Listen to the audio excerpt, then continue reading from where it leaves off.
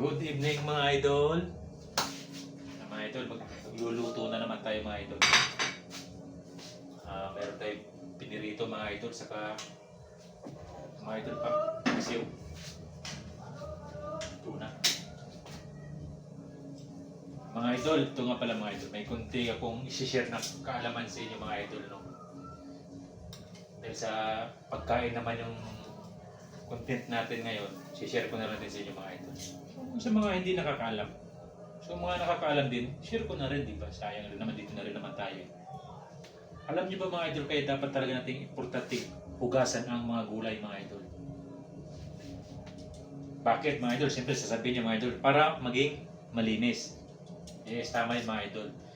Alam mo ba idol, para maging malinis mga idol, kaya dapat talaga nating hugasan ang mga gulay. Dahil sa, para mawala dito yung una, dumi, putik, mikrobyo, bakterya, at higit sa lahat mga idol, yung pesticide mga idol na ini-spray ng mga nagtatanim dyan mga idol, di ba?